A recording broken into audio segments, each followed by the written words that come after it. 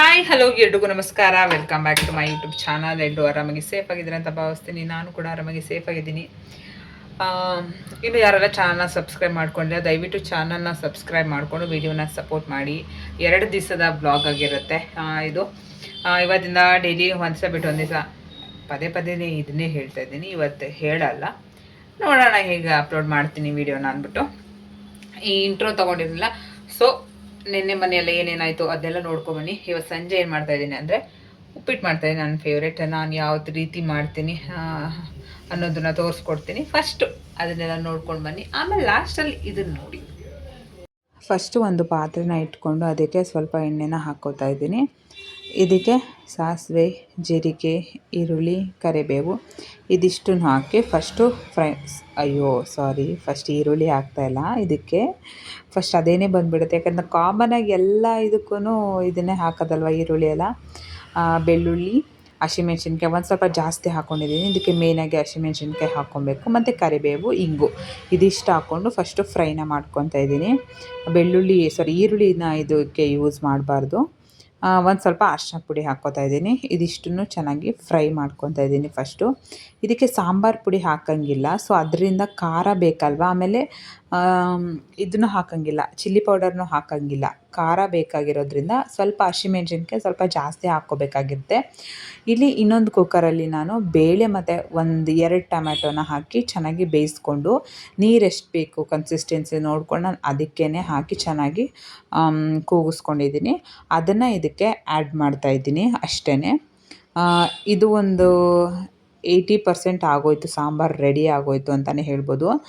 ಇದಕ್ಕೆ 1 table spoon ಆಗುವಷ್ಟು ಜೀರಿಗೆ ಮತ್ತು 1 ಟೇಬಲ್ ಸ್ಪೂನ್ ಆಗುವಷ್ಟು ಜೀರಿಗೆ ಹಾಕಿಲ್ಲ ಇದಕ್ಕೆ, ಪೆಪ್ಪರ್ ಮಾತ್ರ. ಪೆಪ್ಪರ್ ಹಾಕ್ಬಿಟ್ಟು ಚೆನ್ನಾಗಿ ಫ್ರೈ ಮಾಡಿಕೊಂಡು ಅದಾದಮೇಲೆ ಒಂದು ಸ್ವಲ್ಪ ಗುರ್ರ್ ಅಂತ ಪೌಡ್ರ್ ಮಾಡ್ಕೊಂಡಿದ್ದೀನಿ. ರುಚಿಗೆ ಎಷ್ಟು ಬೇಕಷ್ಟು ಉಪ್ಪು, ಇದಿಷ್ಟೇ, ಇನ್ನೇನು ಹಾಕೋಂಗಿಲ್ಲ. ಮತ್ತು ಒಂಚೂರು ಬೆಲ್ಲ ಅಷ್ಟೇ, ಇನ್ನೇನು ಇಲ್ಲ. ನಾನು 1 ಟೇಬಲ್ ಸ್ಪೂನ್ ಹಾಕ್ಕೊಂಡಿದ್ದೆ, 1-1.5 ಟೇಬಲ್ ಸ್ಪೂನ್ ಆಗೋಷ್ಟು. ನಾವು ಖಾರ ನೋಡಿಕೊಂಡು ಪೆಪ್ಪರ್ ಪೌಡರ್ನ ಹಾಕ್ಕೊಳ್ಳಿ. ಸ್ವಲ್ಪ ಖಾರ ಬೇಕು ಅಂದರೆ ಇನ್ನೊಂಚೂರು ಪೆಪ್ಪರ್ ಪೌಡರ್ ಹಾಕ್ಕೊಬೋದು. ಯಾಕಂದರೆ ಒಬ್ಬೊಬ್ಬರು ಖಾರ ತಿಂತಾರೆ, ಒಬ್ಬೊಬ್ಬರು ಖಾರ ಇಷ್ಟ ಆಗಲ್ಲ. ನಮ್ಮ ಮನೇಲಿ ಅಂದರೆ ಸ್ವಲ್ಪ ಮೀಡಿಯಮ್ ಆಗಿ ತಿಂತೀವಿ ನಾವು, ತುಂಬ ಜಾಸ್ತಿ ಸ್ಪೈಸಿ ತಿನ್ನಲ್ಲ. ಸೊ ಅದರಿಂದ ರುಚಿಗೆ ಉಪ್ಪು ಹಾಕ್ಕೊಂಡಿದ್ದೀನಿ. ಕಲ್ಲುಪ್ಪು ಹಾಕ್ಕೊಂಡ್ರೆ ಬೆಸ್ಟು. ಕಲ್ಲುಪ್ಪು ಖಾಲಿ ಆಗಿತ್ತು ಅಂದ್ಬಿಟ್ಟು ನಾನು ಹುಡಿ ಉಪ್ಪು ಹಾಕ್ಕೊಂಡಿದ್ದೀನಿ ಅಷ್ಟೇ. ರೆಡಿ ಆಯಿತು. ಈ ಸಾಂಬಾರನ್ನ ನಾನು ಡಿಗ್ರಿ ಓದಬೇಕಾದ್ರೆ ನಮ್ಮ ಹಾಸ್ಟೆಲಲ್ಲಿ ಮಾಡ್ತಾಯಿದ್ರು. ಆವಾಗ ಈ ಥರ ಟೇಸ್ಟ್ ಬರ್ತಾ ಇರಲಿಲ್ಲ, ಬಟ್ ಆದರೆ ಈ ಥರ ಸೇಮ್ ಹಿಂಗೆ ಮಾಡ್ತಾಯಿದ್ರು.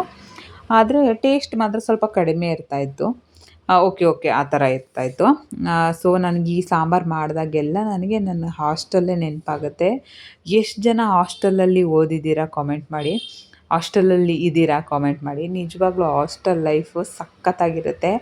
ಆ ಒಂದು ಹಾಸ್ಟೆಲ್ ಲೈಫ್ನ ಎಕ್ಸ್ಪೀರಿಯೆನ್ಸ್ ಮಾಡಿರೋರಿಗೆ ಗೊತ್ತಾಗುತ್ತೆ ಆ ಒಂದು ನೆನಪು ಯಾವ ಥರ ಇರುತ್ತೆ ಅಂತ. ಇವಾಗಲೂ ಫೀಲ್ ಮಾಡಿಕೊಂಡ್ರೆ ಒಂದ್ಸಲಿ ಲೈಫಲ್ಲಿ ಇನ್ನೊಂದ್ಸಲ ಅವಕಾಶ ಸಿಕ್ಕಿದ್ರೆ ಹಾಸ್ಟೆಲಲ್ಲಿ ಹೋಗಿ ಇರಬೇಕು ಅಂತ ಅನಿಸುತ್ತೆ. ಎಷ್ಟು ಜನಕ್ಕೆ ಆ ಥರ ಅನಿಸಿದೆ ಕಾಮೆಂಟ್ ಮಾಡಿ. ಈ ಸಾಂಬಾರನ್ನ ಮಿಸ್ ಮಾಡಬೇಡಿ, ನಿಜವಾಗ್ಲೂ ತುಂಬಾ ಚೆನ್ನಾಗಿರುತ್ತೆ. ಒಂದ್ಸಲಿ ಟ್ರೈ ಮಾಡಿ.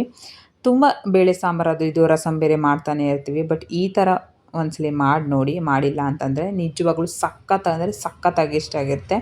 ನಮ್ಮ ಮನೇಲಿ ಎಲ್ಲರಿಗೂ ಇಷ್ಟ ಆಯಿತು. ಮತ್ತು ಅದಾದಮೇಲೆ ಕ್ರೋಮಾಗೆ ಬಂದಿದ್ವಿ. ಏನಕ್ಕಪ್ಪ ಅಂದ್ಬಿಟ್ಟು ಐಫೋನ್ ನೋಡೋಕ್ಕೆ ಅಂದ್ಬಿಟ್ಟು.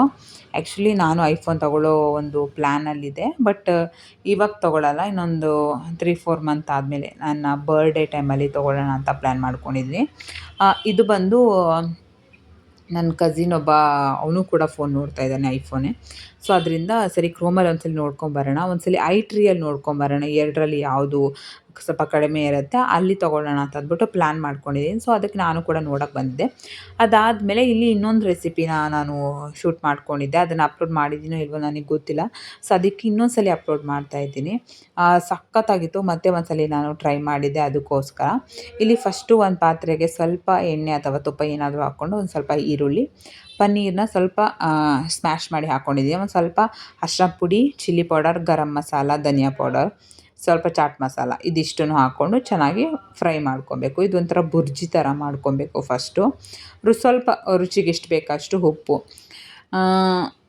ಹಾಕ್ಬಿಟ್ಟು ಫಸ್ಟು ಎಲ್ಲನೂ ಚೆನ್ನಾಗಿ ಹುರ್ಕೊತಾ ಇದ್ದೀನಿ. ನಾರ್ಮಲಾಗಿ ಪನ್ನೀರ್ ಬುರ್ಜಿ ಮಾಡ್ಕೊತೀವಲ್ಲ, ಒಂದು ಸ್ವಲ್ಪ ಎಣ್ಣೆ ಜಾಸ್ತಿ ಬೇಕಂದರೆ ಹಾಕ್ಕೊಬೋದು, ಇಲ್ಲ ಅಂತಂದರೆ ನೋಡ್ಕೊಂಡು ಹಾಕ್ಕೊಳ್ಳಿ ಯಾವಾಗ್ಲೂ ಅಷ್ಟೇ. ತುಪ್ಪ ಆದರೆ ಒಂಚೂರು ಜಾಸ್ತಿ ಆದರೂ ನಡೆಯುತ್ತೆ, ಒಂದು ಸ್ವಲ್ಪ ಎಣ್ಣೆ ಕಡಿಮೆ ಇದ್ದರೆ ನನಗಿಷ್ಟ ಆಗುತ್ತೆ.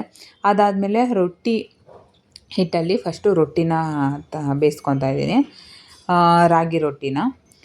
ಇದನ್ನು ನಾನು ಯಾವ ಥರ ಮಾಡೋಕ್ಕೆ ಹೋದೆ ಅಂದರೆ, ಈ ಟೋಕೋ ಬೇಲ್ ಥರ ಬರುತ್ತೆ ನೋಡಿ, ಆ ಥರ ಈ ರಾಗಿ ಬೇಲ್ ಥರ ಮಾಡೋಣ ಅಂತಂದ್ಬಿಟ್ಟು ಮಾಡಿದ್ದು. ಪನ್ನೀರ್ ಹಾಕಿ ಸ್ವಲ್ಪ ಸ್ಟಫಿಂಗ್ ಥರ ಹಾಕ್ಬಿಟ್ಟು ತಿನ್ನೋಣ ಹೇಗಿರುತ್ತೆ ಟ್ರೈ ಮಾಡೋಣ ಅಂತ ಅಂದ್ಬಿಟ್ಟು. ನಿಜವಾಗ್ಲೂ ನಾನು ಎಕ್ಸ್ಪೆಕ್ಟ್ ಮಾಡಿರಲಿಲ್ಲ ಇಷ್ಟು ಚೆನ್ನಾಗಿ ಬರುತ್ತೆ ಅಂತ ಅಂದ್ಬಿಟ್ಟು. ಸಖತ್ತಾಗಿತ್ತು ಅಂತಲೇ ಹೇಳ್ಬೋದು. ಇದಕ್ಕೆ ಸ್ಟಫಿಂಗ್ಗೆ ನಾನು ಈರುಳ್ಳಿನ ಮತ್ತು ಟೊಮೆಟೊ, ಸ್ವಲ್ಪ ಕ್ಯಾಪ್ಸಿಕಮ್ ಬೇಕಂದರೆ ಕ್ಯಾಪ್ಸಿಕಮ್ ಹಾಕ್ಕೊಬೋದು, ಕ್ಯಾಪ್ಸಿಕಮ್ ಇರಲಿಲ್ಲ. ಆಮೇಲೆ ಪನ್ನೀರ್ ಏನು ಬುರ್ಜಿ ಮಾಡ್ಕೊಂಡಿದ್ನಲ್ಲ ಅದನ್ನು ನೀಟಾಗಿ ಒಂದು ಸ್ವಲ್ಪ ಚೆನ್ನಾಗಿ ಬೇಯಬೇಕು, ಅದು ಸ್ವಲ್ಪ ಆವಾಗ ಚೆನ್ನಾಗಿರುತ್ತೆ ಟೇಸ್ಟು.